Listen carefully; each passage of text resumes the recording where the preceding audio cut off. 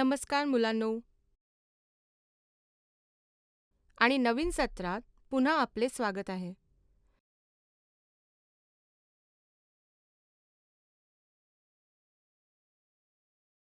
तुम्ही दैनंदिन जीवनात अनेकदा ऐकले असेल किंवा वापरले असेल, जसे की तो अधिक उत्साही आहे किंवा मी खूप थकलो आहे आणि माझी ऊर्जा गमावली आहे किंवा आज मी कालच्यापेक्षा जास्ती उत्साही वाटत आहे, इत्यादी वाक्ये.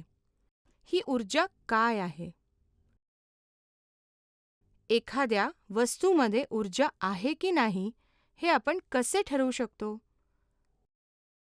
चला, वैज्ञानिक पद्धतीने या उत्तरांचा शोध घेऊया. शिकण्याचे परिणाम. या सत्राच्या शेवटी तुम्हाला हे समजेल: ऊर्जेची व्याख्या, ऊर्जेचे प्रकार, गतिज ऊर्जा, गतिज ऊर्जेची अभिव्यक्ती, स्थितिज ऊर्जा, यांत्रिक ऊर्जा, ऊर्जेचे संवर्धन. मुख्य शब्द: कार्य, ऊर्जा, गतिज ऊर्जा, स्थितिज ऊर्जा आणि यांत्रिक ऊर्जा.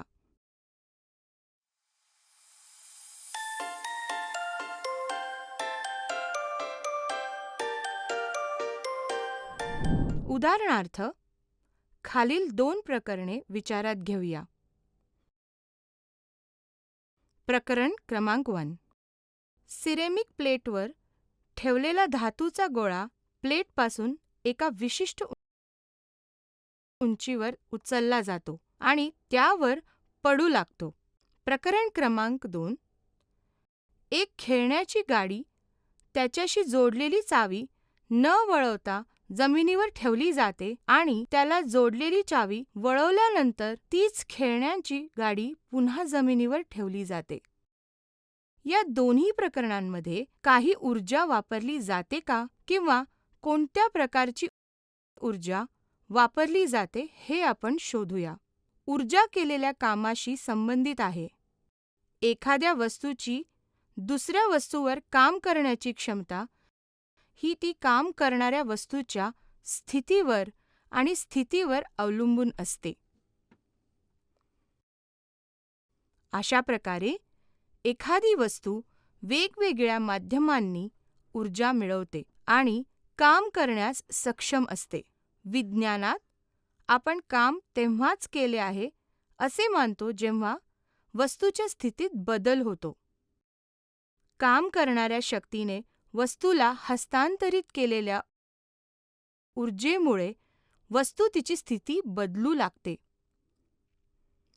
अशा प्रकारे जेव्हा जेव्हा एखाद्या वस्तूवर काम केले जाते, तेव्हा तिची ऊर्जा वाढते किंवा कमी होते.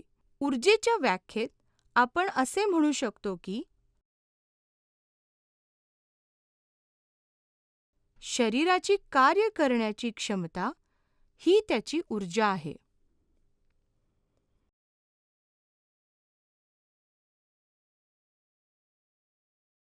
कार्य आणि ऊर्जेची एकके समान आहेत. SI प्रणालीमध्ये 1 ज्यूल आहे तर CGS प्रणालीमध्ये त्याचे अर्ग आहे. ऊर्जा यांत्रिक, उष्णता, प्रकाश, ध्वनी, विद्युतचुंबकीय, रासायनिक, अणू आणि सौर अशा विविध स्वरूपात अस्तित्वात आहे.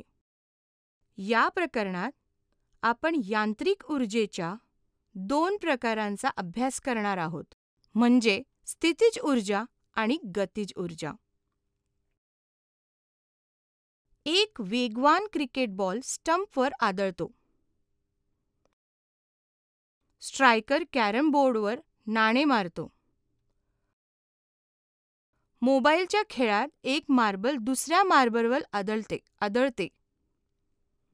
आदळते. वरील उदाहरणांवरून आपल्याला समजते की जेव्हा एखादी गतिमान वस्तू स्थिर वस्तूवर आदळते तेव्हा ती स्थिर वस्तू हलते अशा प्रकारे गतिमान वस्तूमध्ये काही ऊर्जा असते ज्याचा काही भाग किंवा सर्व भाग ती स्थिर वस्तूसोबत सामायिक करते, ज्यामुळे ती गतिमान होते.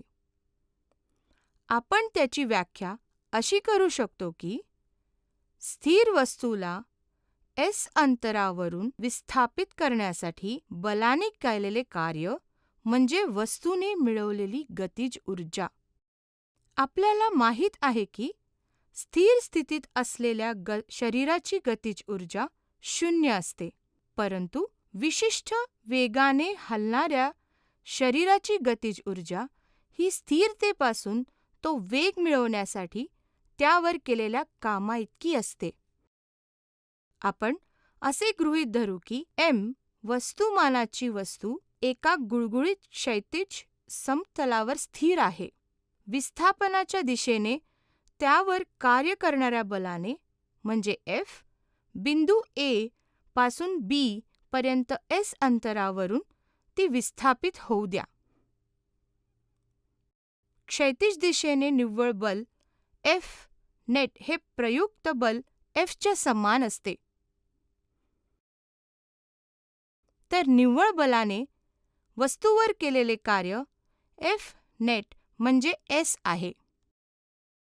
वस्तूवर केलेल्या कार्यामुळे तिचा वेग u वरून v मध्ये बदलतो आणि निर्माण होणारा त्वरण a असतो असे समजा.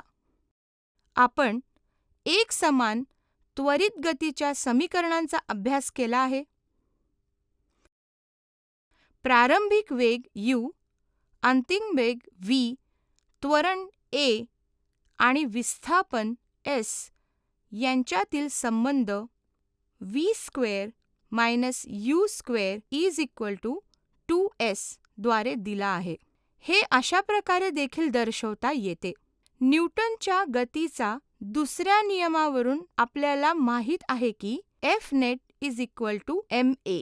समीकरणे 1, 2 आणि 3 एकत्रित करून आपण ही समीकरणे लिहू शकतो. याला कार्य ऊर्जा प्रमेय म्हणतात. असे आपण गृहीत धरले आहे की जेव्हा एखादी वस्तू स्थिर असते तेव्हा तिचा प्रारंभिक वेग u o नंतर w 1/2 mv² आहे. अशा प्रकारे वस्तूवर केलेले कार्य 1/2 mv² च्या बरोबरीचे असते. आपल्याला माहीत आहे की एका विशिष्ट वेगाने हलणाऱ्या वस्तूची गतिज ऊर्जा ही वस्तूच्या विश्रामापासून तो वेग मिळवण्यासाठी केलेल्या कामाइतकी असते. अशा प्रकारे m वस्तुमानाच्या आणि v वेगाने फिरणाऱ्या वस्तूमध्ये असलेली गतिज ऊर्जा 1/2 mv² इतकी असते. 1/2 mv². ताणलेल्या धनुष्यातून बाण सोडला जातो. दाबलेल्या स्प्रिंग सोडला जातो. वरील उदाहरणामध्ये वस्तूची स्थिती कोणते शब्द वर्णन करतात? वस्तूची हालचाल घडवून आणण्यासाठी लागणारी ऊर्जा कुठून आली? आता स्थितीज ऊर्जेबद्दल जाणून घेऊया. आपण अशी व्याख्या करू शकतो की एखाद्या वस्तूमध्ये तिच्या विशिष्ट स्थितीमुळे किंवा स्थानामुळे साठवलेली ऊर्जा तिची स्थितीज ऊर्जा म्हणतात. m वस्तुमान असलेल्या वस्तूला पृथ्वीच्या पृष्ठभागापासून h उंचीवर नेण्यासाठी गुरुत्वाकर्षण बलाच्या दिशेविरुद्ध mg समान बल वापरावे लागते. केलेल्या कार्याचे प्रमाण याप्रमाणे मोजता येते. म्हणून वस्तूच्या विस्थापनामुळे वस्तूमध्ये साठवलेली स्थितीज ऊर्जा मात्रा Pe mgh असते. उंची h पर्यंत विस्थापन केल्याने वस्तूमध्ये mgh समान ऊर्जा साठवली जाते. गतिज ऊर्जा आणि वस्तूची स्थितीज ऊर्जेची बेरीज तिच्या यांत्रिक ऊर्जा म्हणतात. एक उदाहरण विचारात घेऊया. विमान स्थिर असताना त्याची गतिज ऊर्जा 0 असते. जमिनीवर असताना त्याची स्थितीज ऊर्जा देखील 0 मानली जाते. अशा प्रकारे जमिनीवर असताना त्याची यांत्रिक ऊर्जा 0 असते. जेव्हा तेच विमान उड्डाण करते तेव्हा त्यात गतिज ऊर्जा तसेच स्थितीज ऊर्जा असते. या ऊर्जेची बेरीज विमानाच्या उड्डाणातील एकूण यांत्रिक ऊर्जा देते.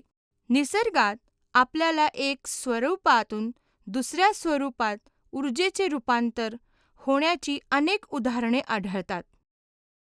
निसर्गात सूर्य हा ऊर्जेचा मोठा स्रोत आहे.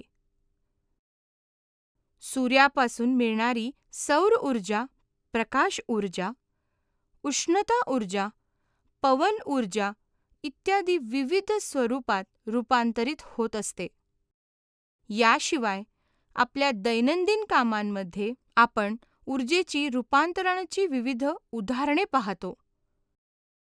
जसे की लोखंडी पेटीद्वारे विद्युत ऊर्जेचे उष्णता ऊर्जेमध्ये रूपांतर, टॉर्चद्वारे रासायनिक ऊर्जेचे प्रकाश ऊर्जेमध्ये रूपांतर इत्यादी. पाहिल्याबद्दल धन्यवाद.